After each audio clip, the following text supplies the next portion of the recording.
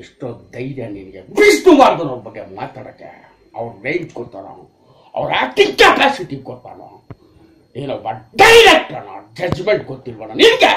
ಯಾರು good artist, ಯಾರು ಬ್ಯಾಡ್ artist ಅಂತ ನನ್ನ ಮಗನ ಹೇಳ್ತಾ ಇದ್ದೀನಿ. ಇವತ್ತೆ ಇನ್ಯಾರ ಬಗ್ಗೆ ಮಾತಾಡ್ಕೊಡ್ತೀನಿ. ಫಸ್ಟ್ ಆಫ್ ಆಲ್ ನೀನು ಒಳ್ಳೆ ಡೈರೆಕ್ಟ್ನ, ಒಳಗ ಡೈರೆಕ್ಟ್. ನಿನ್ನ ಸಿನಿಮಾದಲ್ಲಿ ಎಷ್ಟು ಒಳಗಾರಿಟಿ ಇರುತ್ತೆ.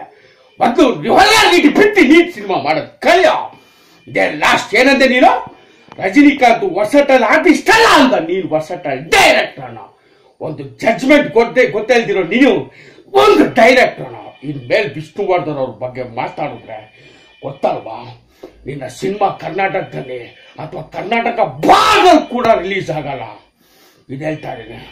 ಅದೇ ತರ ವಿಷ್ಣುವರ್ಧನ್ ಅಭಿಮಾನಿಗಳು ಆಗಾಗ ಬಿಟ್ಕೊಡ್ದು ಅವ್ನ ಪಿಕ್ಚರ್ ಕರ್ನಾಟಕದಲ್ಲಿ ರಿಲೀಸ್ ಹಾಕೋದು ಅವ್ನ ಪಿಕ್ಚರ್ ಕರ್ನಾಟಕದಲ್ಲಿ ಅಂತ ಹೇಳ್ತಾ boy from this firing star ಉಚ್ಚಾ ವೆಂಕಟ್ ಸೇನೆ ಬಾಂಬೆಲೂ ಇದೆ, ಮರಿಬೇಡ. ರಾಮ್ ಗೋಪಾಲ್ ವರ್ಮಾ, ಅರ್ಥ ಆಯ್ತಾ?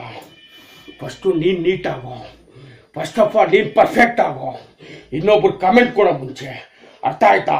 ಅವ್ರು ಕಮೆಂಟ್ ಕೊಡ್ಸ್ಕೊಳ್ಳೋ ಅಂತ ವ್ಯಕ್ತಿಗಳಲ್ಲ, ಅವ್ರು ಕಮೆಂಟ್ ಕೊಡ್ಬೋದು. ನೀನು ಕೂಡ ಅಧಿಕಾರ ಆಯ್ತು. ನೀನು ಮಾಡಿರೋ ಸಿನಿಮಾ ನೋಡೋ, ನಾನು ಎಕಡ ಹಾಕೋಣ ನಿನ್ನ ಸಿನಿಮಾಗಳು ಅಂತ ಹೇಳ್ತಾ ಬಾಯ್ ಫ್ರಮ್ ಫೈರಿಂಗ್ ಸ್ಟಾರ್ ಉಚ್ಚಾ ವೆಂಕಟ್.